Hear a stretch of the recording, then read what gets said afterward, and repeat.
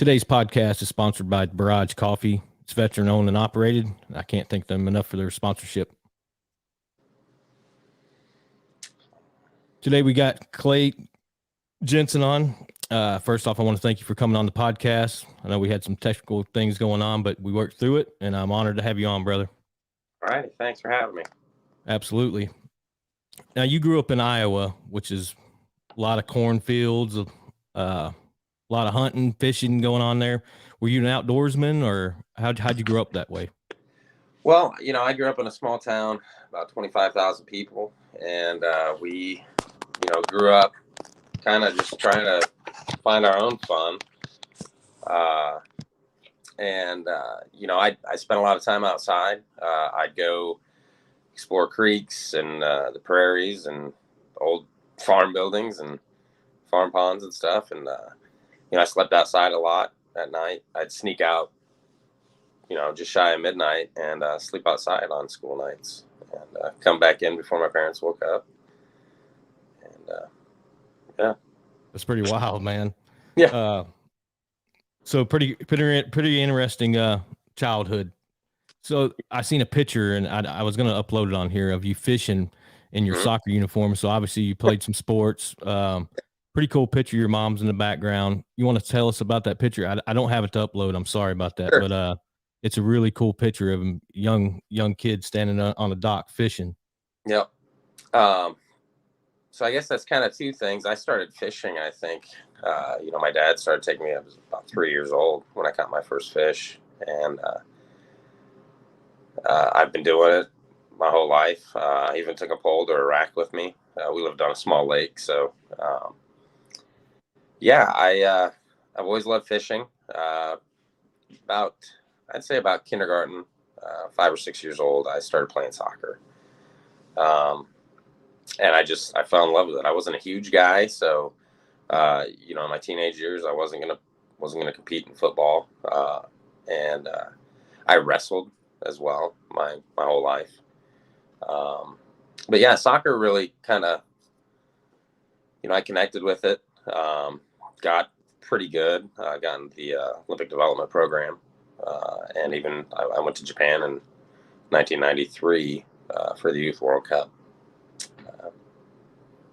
So I got to represent the country in that. So it was pretty cool. Wow, that's pretty cool. Now, did your dad serve? Wasn't he a firefighter? Yeah. So my dad, he missed the draft, and I don't think he was going to volunteer at the time for Vietnam. And so my grandfather was a professional firefighter. He came over from Denmark and couldn't really find a job, and nobody wanted to be a firefighter. So he did that. And my dad kind of gravitated towards that and was a firefighter, retired after almost 25 years as a lieutenant. And they both said, "You're never going to be a firefighter." So oddly enough, I did find myself on a few vehicle accidents and walking into burning buildings over there. But I went a different path. So yeah, which led you to the military. And what year did you go in? So I enlisted in the end of 1995. I went to college for a year. Actually, went to college for a year to play soccer. Actually, and I joined the Iowa Guard. For college money, and I wanted to be in the military. I kind of made a deal with my dad. I'd go to college first, I went to basic right after my freshman year in college and fell in love with the Army. So I graduated basic in like August, and 2 months later I went active duty. So I went on active duty in November of 96. Yeah. And what was your MOS? And can you explain it to the people that wouldn't, civilian people that are going to watch? Cause not everybody knows the MOSs, I think you got a really cool background. Yeah. So, I kind of have a knack for languages and reading and stuff. And like you said, I'm adventurous and athletic. So my recruiter actually hooked me up. I enlisted as a 98 Golf with airborne and Spanish language. So 98 Golf is a signals intelligence intercept operator. And there's basically, in the military, there's two types. You have strategic and tactical. The strategic guys go to like the National Security Agency or their outposts and put on headphones and listen to bad guys. And so tactical, we actually have to go in on what they call low-level voice intercept. You got to be within the wireless range of the enemy. So if they got a walkie-talkie, you got to be within the range of that walkie-talkie. If they got a cell phone, you got to be within the range of that cell phone. If it's on Wi-Fi, you got to be within range of that Wi-Fi router. So sometimes you're sitting right next to them in a cafe and, doing that. So I enlisted, went to base. I'd gone to basic, went active duty, and went straight to airborne school. And then I went to the Defense Language Institute in California. How long is that school? It's a 6-month school for Spanish. The other languages like Modern Standard Arabic or Mandarin Chinese, those are over a year, or right at about a year. Spanish, about 6 months. Went out there. It was just like college. It was a bunch of young people in class learning.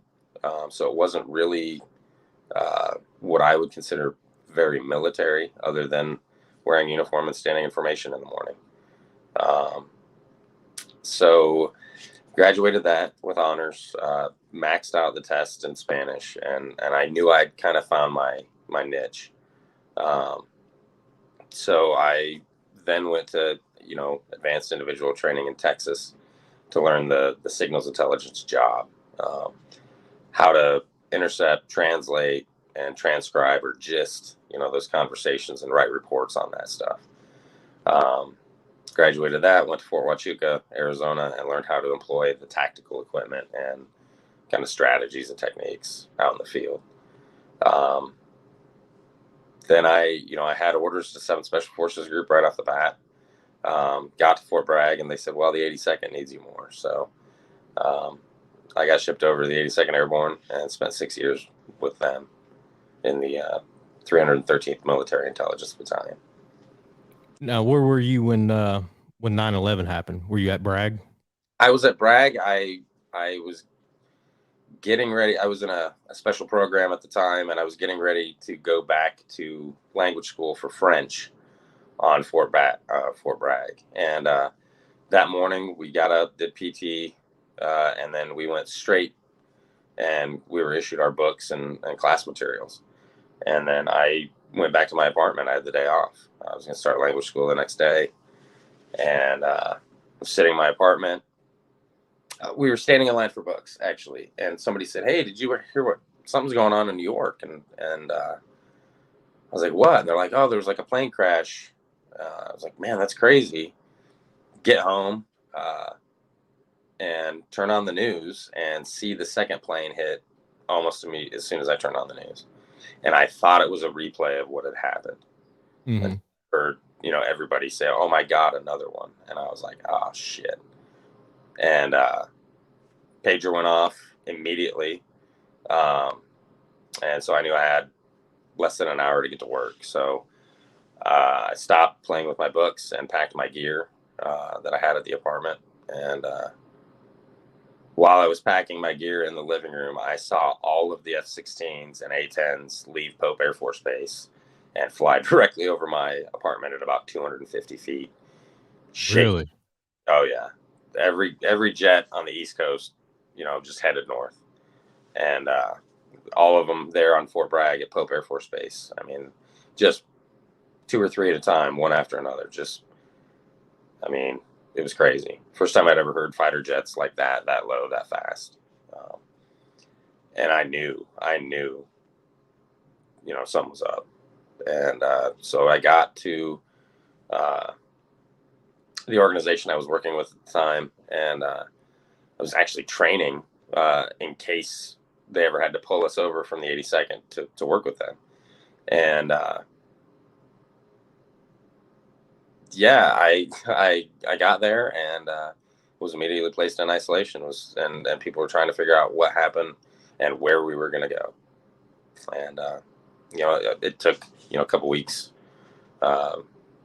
before everything was set up before we left. So. Yeah, it was a crazy time in the military for sure. I remember it like yesterday. My scenario was a little different. We were pulling damn gate guard to Mhm. checking people coming in the base to roving guard around the post, doing all kinds of guard, and it was insanity. But did you like Fort Bragg?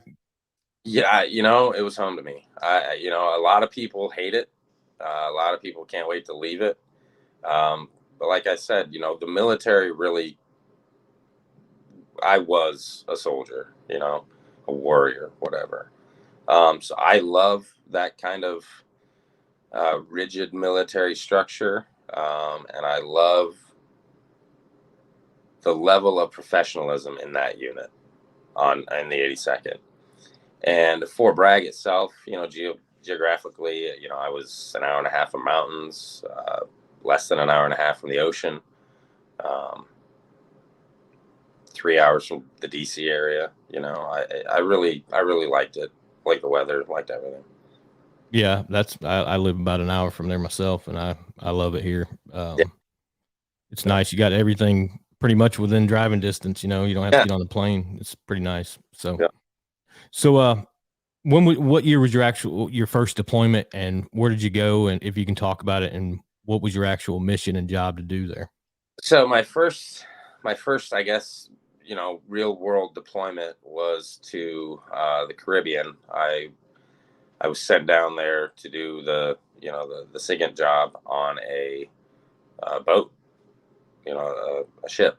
Um, it was like 140-foot long boat, and we kind of tooled around trying to find subs and planes and narco boats and stuff. And it was pretty cool, listening to those guys and trying to figure out where they're at. And very different from my average day in the 82nd, being a paratrooper, mopping floors, working on Humvees, and jumping on planes.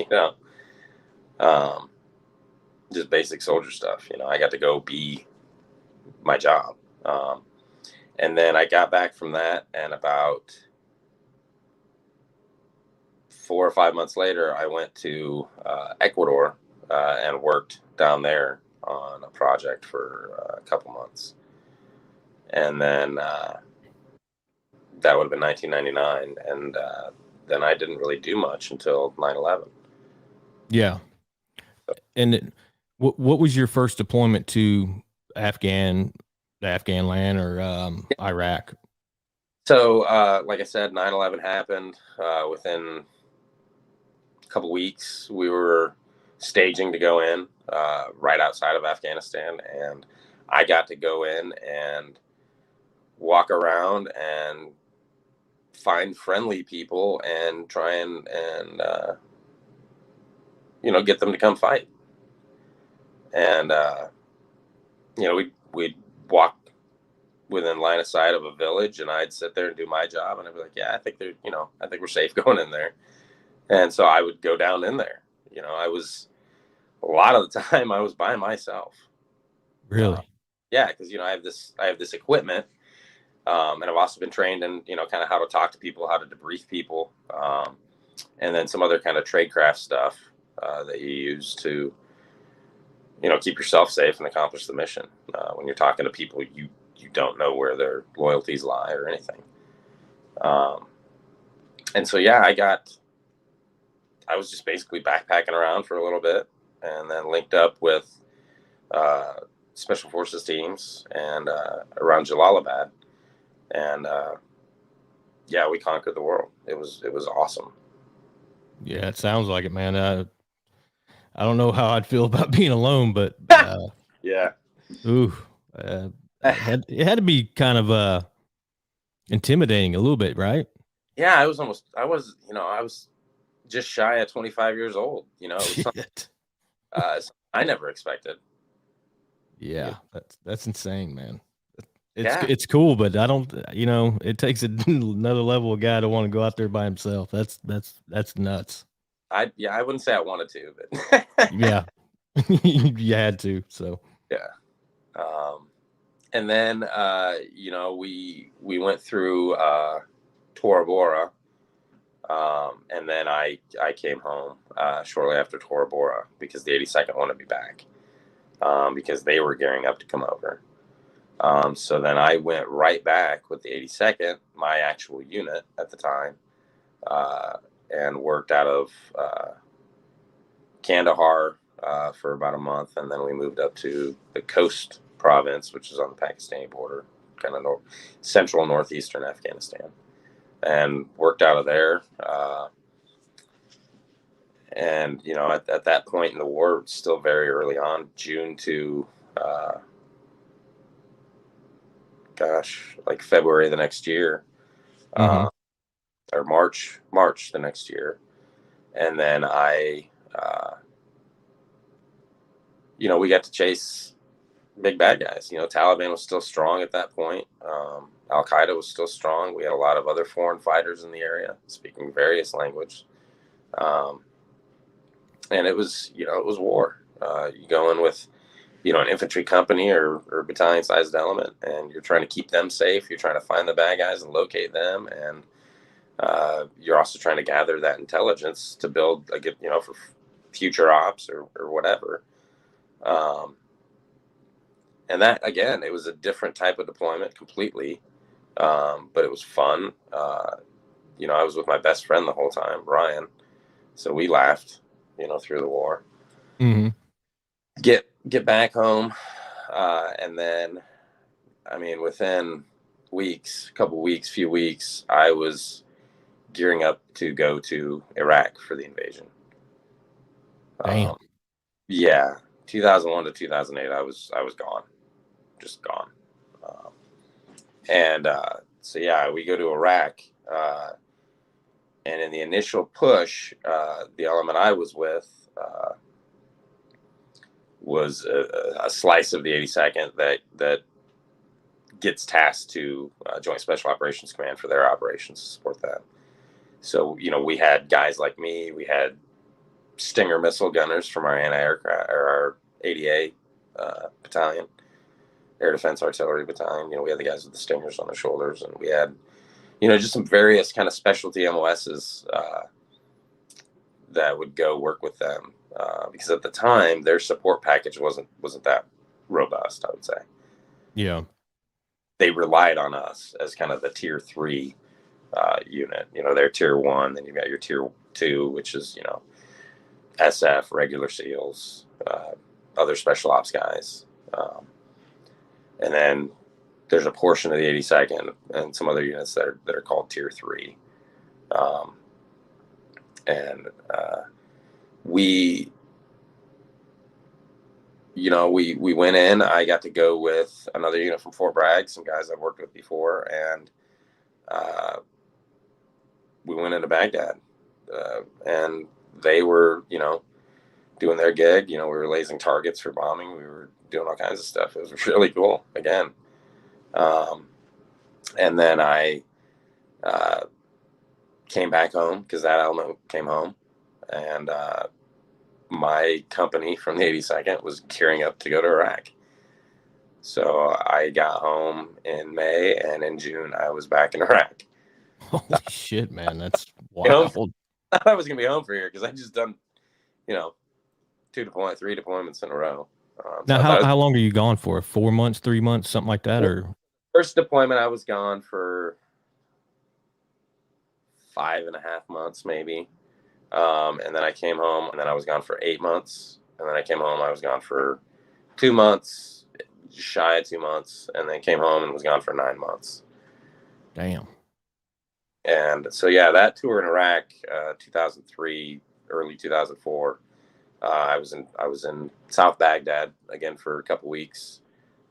Towns like Mahmoudiya, Skandaria, Yusufia, chasing Ba'ath Party members as part of that special element. And then they pushed us over to Fallujah in, I would say, early August. And I stayed there until March. And was it now? I know you got wounded. I don't know if it was in Iraq or Afghanistan. I can't remember. Well, both. First one was Iraq. I would go and provide kind of security and gather information, intelligence, while the leadership was meeting with Iraqi leadership, whether they be government or the sheikhs, kind of the warlords that run the areas. And so I would be in an overwatch position and have my gear and my gun, and kind of keep that situation safe and everybody informed. And I was on a rooftop.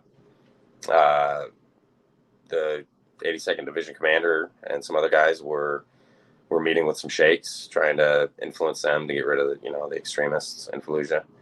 And I was on a rooftop in the prone doing Overwatch, and my interpreter said, "Hey, there's a lot of talk.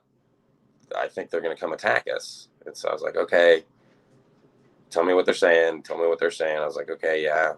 So I called out a radio call, and that call, I said, "Hey, we have indication that we're going to get attacked."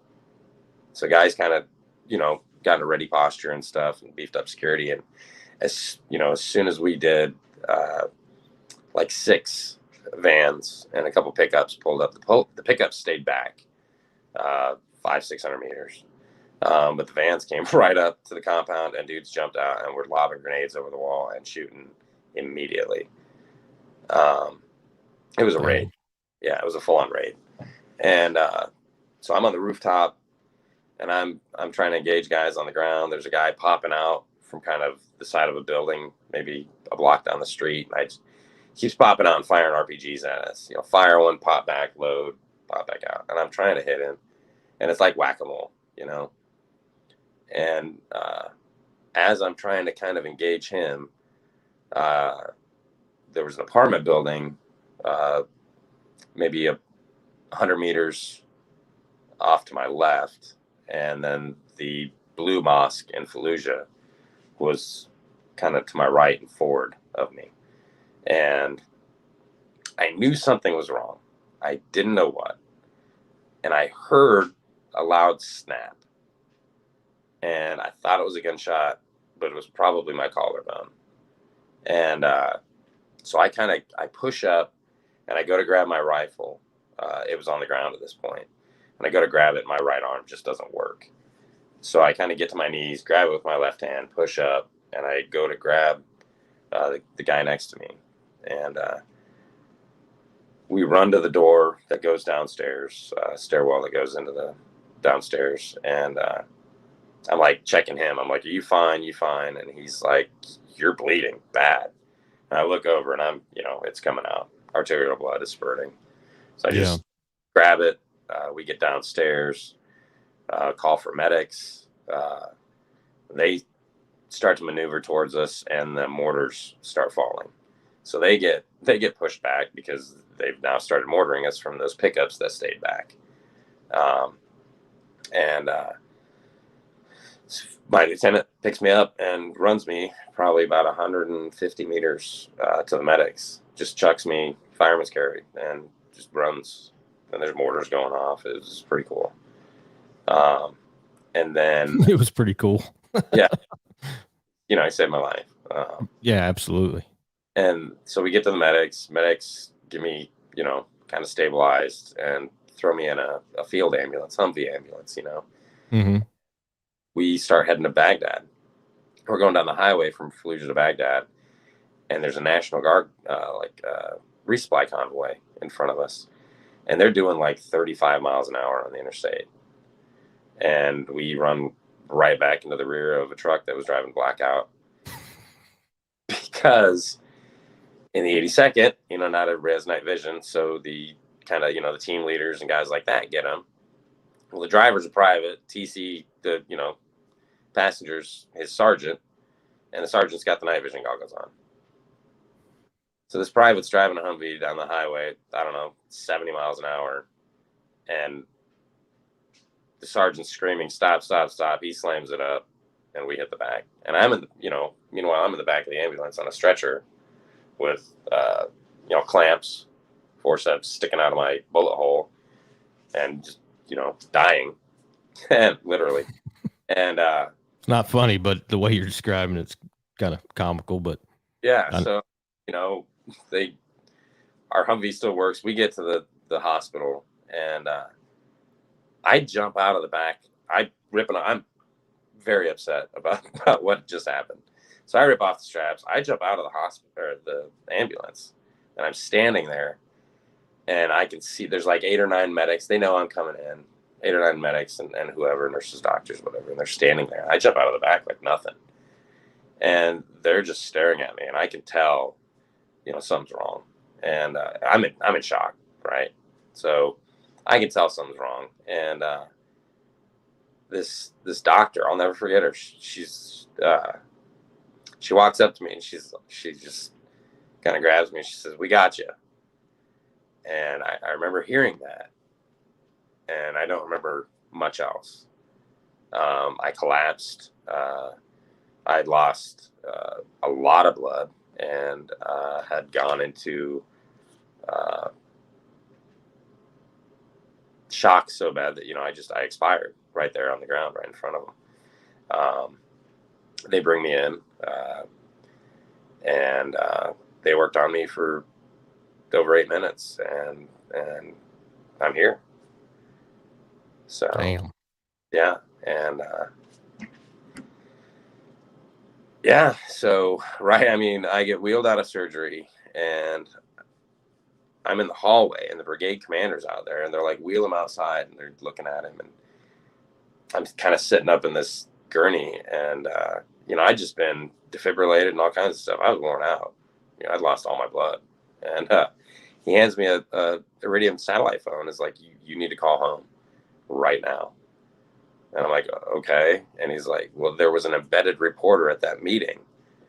So there was footage on the news of this paratrooper getting carried out of battle.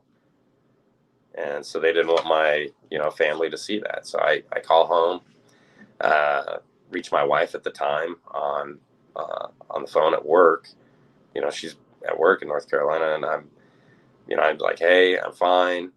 I just want you to know I got shot, and I'm fine. And apparently she just lost it, and so I'm healing in Iraq. They kept me in Iraq because at that point in the war, early on, if you weren't, if you weren't dead, you stayed over there. Mm-hmm. And now, was it a sniper round or was it a AK-47 round? Well, yeah, it was most likely a Dragunov, just because of the distance, and it was a guy up in a minaret of the mosque. He was up in the blue mosque in the minaret. Gotcha. Hit me, a couple blocks away, a few blocks away. I'm in the prone. It hit me right here in the AC joint, so I'm down. It hit me in the AC joint and then stopped, kind of back here in between 2 ribs. And so anyway, yeah, I'm recovering over there. My wife was 8.5 months pregnant when I got shot, and so she developed preeclampsia, and then they had to induce labor. She declined, and then so he was born on the 20th. I was shot on the 14th. My oldest son, my first son, was born on the 20th of October. And then I recovered for another 2 weeks, 3 weeks, and I was back out on missions. Oh shit! Yeah, until March. I got home on St. Patrick's Day of 2004 and met my son for the first time. He was 5.5 months old. What was that like? It was weird. It was because I wasn't there. And he wasn't in it. He wasn't a tiny infant. Here I'm getting handed this kid, and but immediately, there's that bond. And I think more so for me than maybe a lot of guys. And I don't think that's fair. But I was dead right before he was born, and I made it to see him. And so I always had that in my mind. So I get back, I rehab for a little bit, and then I applied to go to 7th Special Forces Group. I was done being a paratrooper because I'd worked enough with the special ops guys. I was originally in a pipeline to do that, but got pulled to the 82nd, and then I got over to 7th Special Forces Group in June of 04, and was assigned as a team leader to a Special Operations Team Alpha team, which, we do that signals intercept, translation, and finding the enemy, just geolocation, we call it. And it's all through the wireless means, so again, getting in close and trying to figure out what's going on their end and locate them, or maybe just pull back and build a case against them. Now, would they drop you behind enemy lines and you'd set up and listen, or? Oh yeah. Yeah. I mean, think of, we would go out where nobody was. I mean, there's no Americans forever, and, we'd be on a hilltop overlooking a village, or we'd be patrolling, or we'd be, doing what we call low vis, where I'm dressed as a local. I'm in a vehicle driving around with my gear. So yeah. And that's my interpreter, Nick. We call him Nashville Nick. He's actually an American, went over there with us. Really? Yeah. Yeah. He was born, his family's from Afghanistan. And they left like a lot of our interpreters that were Americans. Their parents had left because of the Russians, and then the Taliban coming in '96. So, they ran from that stuff, and then he came back, and he's a fighter too. We still talk. We talked last week. So, so we do that. And again, I'm out there looking for, the big bad guys, the biggest. I'm not on patrol with a big unit going village to village clearing stuff. I'm, actively searching for this person or that person. And, when I wasn't in Afghanistan, I was in Latin America doing that job, either in uniform, if we were going against their insurgent group, or a drug lab or something like that. Or I was, working out of the embassy in a suit, and then doing those low vis ops, kind of undercover type stuff, in cities, going after the heads of those drug organizations. So it was a really interesting job, man. And, when we talked on the phone about it, I was like, holy moly, you shared some pretty cool stories with me, and I'll forever remember them. Yeah. So that picture, I got to go to the first level of Special Operations Target Interdiction course, which is the sniper observer, close reconnaissance school. I wasn't a sniper, but I did sniper missions because, like I said, I'm on a hilltop overlooking a compound or whatever, a cave. And, I'm not going to hit those guys with an M4. So, yeah, they trained me how to use a long gun, and I would take it, for certain ops. And, it was really cool. It was a really cool job because I got, we joke that we're human Swiss Army knives because, we're not the big K-bar, but we got a blade. We got two. We know how to use them very well for all kinds of stuff. And then we've got all these other tools that we bring.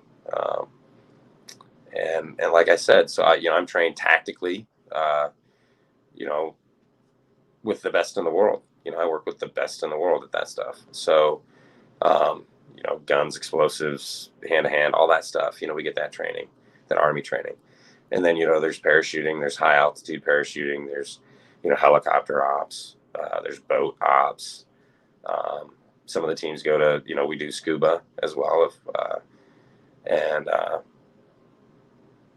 Ranger school, you can go get your long tab, your SF tab, and then do that.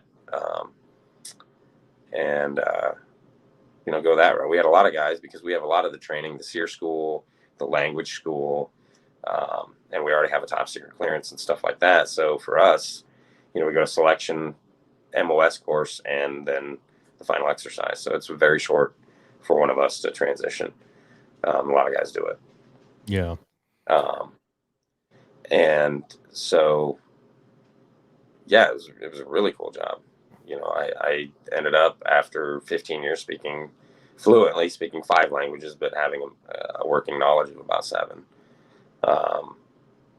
And yeah, all of this training, you know, and tactical driving, high-speed driving, offensive driving, tradecraft, like I said, picking locks, all that kind of stuff, meeting with people, talking to people, avoiding people, you know, that kind of stuff. And Chad was awesome. It was awesome. Yeah. So you rode in several helicopters, and there was an incident that went down. Mhm. Can you explain to the viewers what happened, and in light what happened and how you overcome what had happened in that day when the Yeah. helicopter went down? Yep. So in October of 2003, or I'm sorry, that was when I got shot. In July of 2007, July 20th, we were tasked to go to Nuristan up by Kamdesh, and there was a high value target that had come over from Pakistan, and he was with his entourage, and they were meeting with senior Taliban officials and providing them with weapons and money and training and, you know, whatever they do, bad guy stuff. And they kind of located him into this kind of smaller area. So we boarded a Black Hawk and went up there to try and refine that. And we had 2 Apache gunships with us that were going to, you know, once I figured out where this dude was at, they were going to interdict. And so we made 4 passes up and back from in this valley.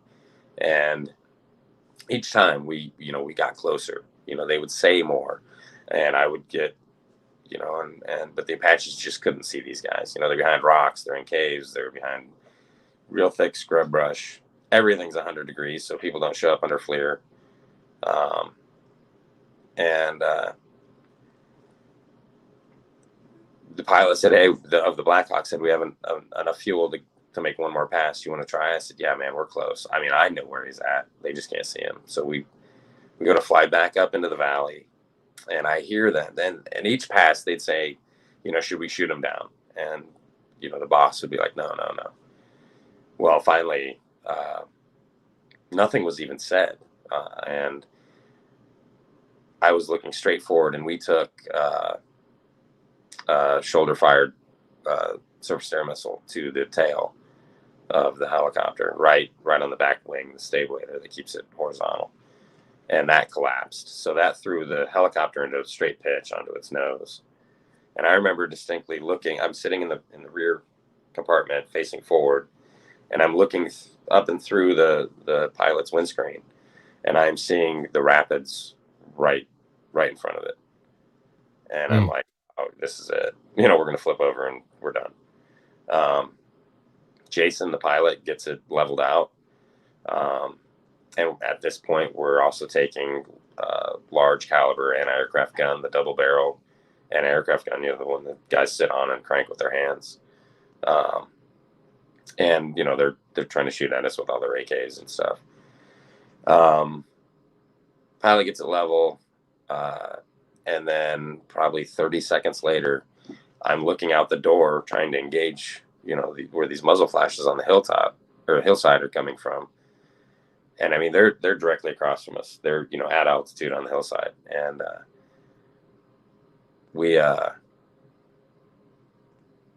I saw a smoke trail, and it was moving forward initially, and then it just took a left and was coming straight at us. And I leaned back, and it came through the door right in front of my face and up through the ceiling of the Black Hawk. And at that point, it had taken, it had damaged the engine and taken a very large chunk of one of the rotor blades off. And so, you know, the bird's unstable. It's shaking and vibrating, and alarms are going off. There's smoke everywhere. The bird's on fire. And we're going down. And somehow the crew chief, door gunner, and the pilot found this very small patch of grass along the river, and they put it down right there. So we hit the ground, and it stayed upright, but 2 of us fractured vertebrae. One guy fractured his leg. More than half of us got brain injuries from the blast of the missiles, and some of us had pieces of shrapnel and bullets in our legs and stuff, arms from the ammunition in our bird cooking off. So we hit the ground, and yeah, they were there. There was over 100 bad guys, 150, just everywhere. Apaches are engaging. We got A-10s in there. I'm engaging. Guys are engaging, and we start pulling off all the sensitive items and clearing the aircraft and preparing it to destroy it. And they tell us not to destroy it. And we're like, we got to leave. We got to leave this thing. So we grab everything.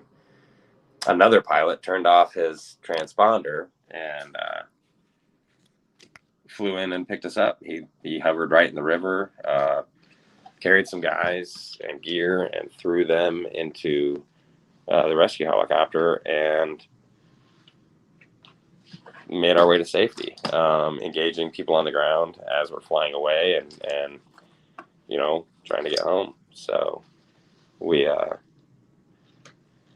made it out of there. I thank God that nobody died on our side. 9 of us on board. I think 2 ended up continuing their careers. The lead pilot had to transition to fixed wing because when he broke his back, he couldn't handle the vibration from a helicopter anymore. So, and then 4 of us were medically retired, and yeah, it was a pretty large incident. Yeah. But I again somehow I had fractured both of my elbows, fractured my T6 vertebrae. I had my field knife on my belt, so the handle of it jabbed into my side and partially tore my kidney. And then I had a TBI. So yeah, I got jacked up. Yeah. Damn. Yeah. So you got this article that I'm going to share in the description of the podcast, and they talk about one of the guys getting the Distinguished Service Cross. Can you talk about that a little bit? Yeah. So in a week after my helicopter crash, in the exact same spot, all those bad guys were still there. And the 191 Cavalry, Airborne Cavalry, and they were out of Germany, part of the 173rd Airborne Brigade. They had that area of responsibility. And it was a bad area. In fact, Sal Junta, from 40 miles from me, from Johnston, Iowa, he was awarded the Medal of Honor for fighting in that area. One of the commanders up there, one of the troop commanders, a guy named Captain Bostic, he and his guys had that valley as their area of responsibility. And we'd worked up there a couple times. We'd done some missions up by Kamdesh and used them, in blocking positions or, to kind of push through and or as outer security. We used them for mortar support and stuff as we were working in that area. So I knew this guy. I'd worked with his guys. We get shot down. His guys come to our aid. So a week after the crash, they were pushing through the valley and engaged a huge, another 100, 150 guys, huge element. And fighting up the hill, they were taking casualties. He exposed himself to draw fire off of his men. And he died on his feet, drawing fire and engaging the enemy. And at that, he was out on the edge, and the Taliban grabbed him and drug him off. And so after another probably hour and a half of fighting, they called in for help. They needed to find him and recover him. And again, our kind of what we bring to the battlefield, our capabilities. One of the things was the bad guys were taunting the rest of the Americans on his radio, which obviously is terrible and everything. But for me, that is a great advantage to me. So I was able to immediately, I mean, I hit the ground, turned on my stuff, and I knew where he was. And so we started maneuvering up there, took fire, made our way up there to the cave that they had pulled him back to. And there were 3 fighters, and they saw us coming. And they were shooting down at us. By the time we got close, they started running off, and we eliminated them and then moved into the cave. And there he was. And so we identified him. And we pulled him back down the mountain. And so he was awarded the Silver Star for his bravery. And then I think it was 2019, they upgraded it to the Distinguished Service Cross. So, heroic guy, just amazing. And a really good officer to work with, which I don't say a lot. Yeah.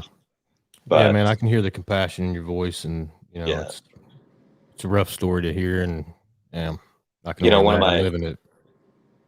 I would say one of my proudest awards in the military is for that. I was awarded the Gold Cavalry Spurs, the Combat Spurs, which for the Cav is like a combat infantryman badge or expert infantryman's badge. So CIB. Yeah, it's something that Cav soldiers wear on their dress uniform with their boots, just like their Stetson hat, that they earn. So I was awarded, gold spurs that I could wear, and I was not a Cav trooper. I never served in the Cav, but it's cool to be part of that brotherhood. They got a really cool history, and their jobs are really cool. So, we recovered. Captain, then posthumously promoted to Major Bostic. And my dog's in a bark. Greta. The following week, we went back up to Tora Bora, and we were in a bunch of observation posts up there looking for an HVT, really high-ranking HVT, and I was in an overwatch position, and we had a special forces team moving into the valley in Humvees, and one of the vehicles that had a couple of guys that I actually worked with in the 82nd, but one guy I was pretty close with, Jesse Clowers, and the vehicle just vaporized. It was gone. They drove over improvised explosive device, and there were 4 guys in the truck, 2 SF guys, civil or psychological operations guy, an interpreter, and so I had a pretty surreal couple of weeks, and I think that was kind of what did it for me for that deployment. I was done emotionally, mentally, physically, and then we ended up doing one more large. For special forces, a company-sized operation, which is not done a lot. They usually operate in those 12-man teams independently. And we did a company-sized operation up in Nuristan again, large-scale air assault, nighttime, and I was on a helicopter. That's actually they did a painting of it. We did a one-wheel landing in a Black Hawk on top of a house, and shit. Yeah, we flew in. Imagery, of course, said the landing zone was kosher. We get in, and the scrub brush that was on it were actually like 10-foot tall trees. So they couldn't get down in there without striking rotors and stuff.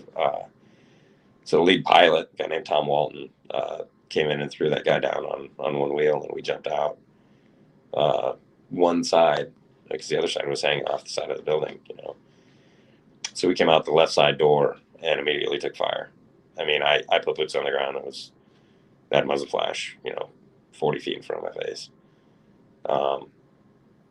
And it was on for the next 8.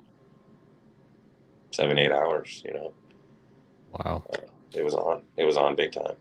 A lot of grenades, a lot of gunfire from them. Yeah. But yeah, it was a great success. We ended up destroying an IED factory. They were actually mass producing the explosives. Communications hub, financing hub. So we took down an IED network, and it was really cool. No, Again. that's awesome. Yep. And then we came home, and so I got home in September, early September, and physically my body was kind of messed up, but I got a pretty severe concussion in the blast and the helicopter crash and the crash itself, and that stuff started developing after about 3 months. I had headaches and I would get dizzy and stuff immediately, but I would say by the end of October, or no, the end of September, a couple weeks after I got home, I'd be in my kitchen and not know why. I'd have one sock on my foot and not know what I was supposed to do with the other one. I forgot everything. I would randomly fall, and we didn't know what was up. So I went in, got a lot of scans for like brain tumors and stuff, and then I kind of offhand mentioned that I'd been I'd been shot down in a helicopter by missiles, and they're like, "Oh, that's probably it." So I was enrolled in the Defense and Veterans Brain Injury Center for. I ended up being there until I retired in 2010. So from the end of 08 till mid 2010. Yeah, end of 07. But so they probably June of 2008, they initiated a medical board on me, and I didn't want to get out. I wanted to rehab and stay in. So I fought the med board, lied to everybody, and then got my command and the USASOC surgeon's office to sign off on me deploying again. So I went back over in 2008 as part of an advanced collection team, and did some really cool, a lot of plainclothes stuff in Afghanistan, the western border and the eastern border. And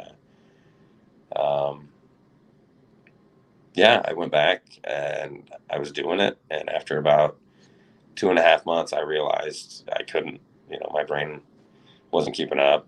Physically, I could do the job that I was there to do. Probably not at peak performance, definitely not at peak performance, but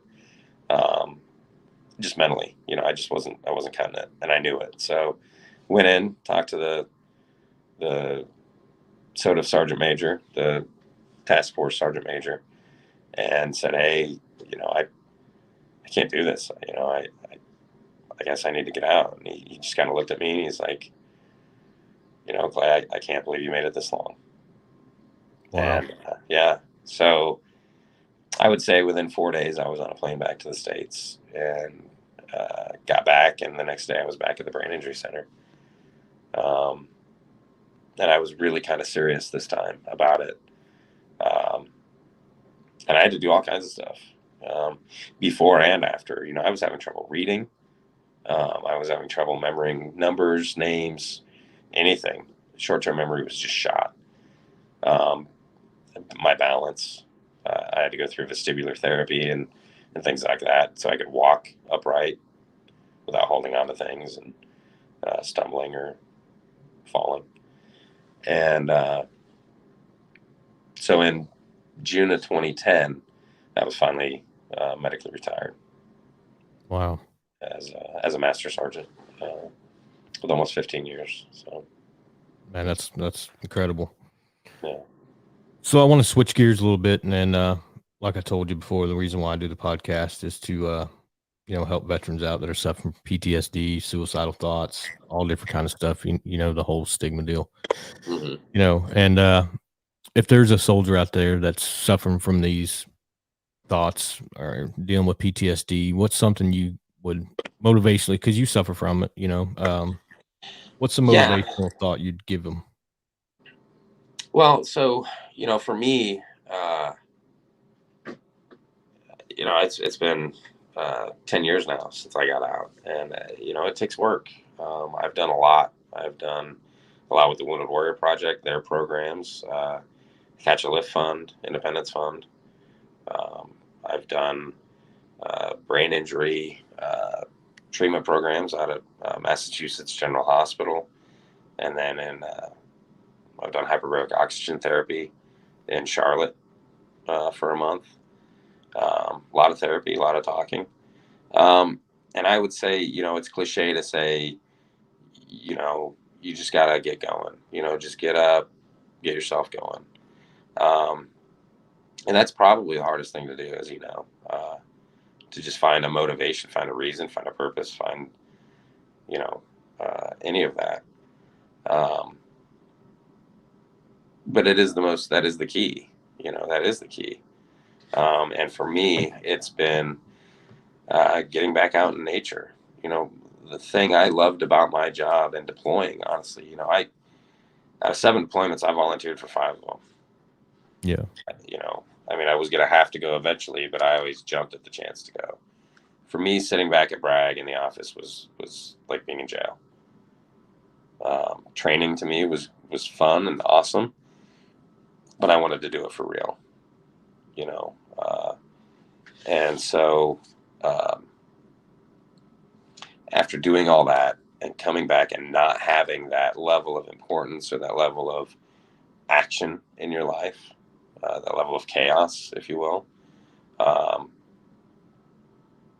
was bored. I just felt like it didn't matter anymore. And this is pretty bad for someone that's got 3 kids, Mm-hmm. to feel like, nothing you do is worth it. But, I guess I kind of had an epiphany, and I think that's what happens to a lot of people when they recover from something like that. And, I had a lot of help, a lot of help with that. And, just realizing that the things I've done and the things I've seen and the things I've been, a part of, they did serve a purpose, and they, some of these things were important. And it's okay not to do it anymore. That'd be like telling Brett Favre he isn't cool because he doesn't play in the NFL anymore. Yeah. And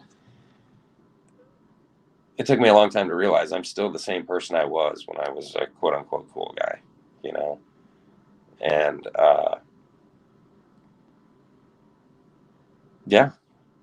I get to look back fondly on some of these things, and even the bad things. You put those in perspective now. I think, I think you do as well. We talk about some things that change you forever, and it's how you, take those lessons and use them. I went through VA vocational rehab program, and they outfitted me with professional camera equipment, processing equipment, and I went back to school for 2 years and got a associate certificate in photography. And I do nature photography, specifically here in Iowa, with all the commercial farming that's gone on in the last 60 years or so. There's not a lot of natural resources left, and we're trying to kind of get those back. So I take a lot of pictures of the prairies, the wildflowers, raptors and migratory birds that are coming back again. When I was a kid, we didn't have bald eagles here. And first one I ever saw, I was probably 12 or 13, and that was on the Canadian border. Then I'd fast forward to retiring from the Army and driving back home, and I crossed the Mississippi River into Iowa, and the first thing I see is a bald eagle above the interstate. And I was like, wow, we have those now? So I've, I do a lot of kayaking, a lot of hiking, to get these photo ops. And 2018, buddy of mine and I, actually, we were kayaking and stopped off to relieve ourselves, and we were standing right under an eagle's nest, and it had chicks in it and fledglings. And so I've been going back for the last 3 years and photographing them and the parents, and It's been really special for me, and it's therapeutic. And that was the one thing about Afghanistan. Iraq is Iraq. Everything's, it's like going to Phoenix. No offense, Phoenix, but it's not that beautiful. Afghanistan is no other place I've ever seen. Just beautiful, and I get some of that back now. I go out and I look for things that make me happy. And well, it's well said, man. My mantra's basically been kind of, replace the bad with the good. And just, it's kind of funny we say this, but just take the time to be amazed.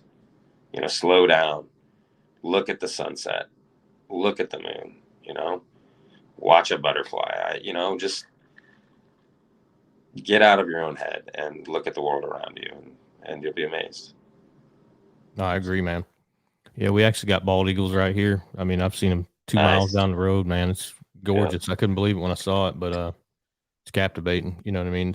It's a wow factor. Yeah. Man, I've truly enjoyed having you on.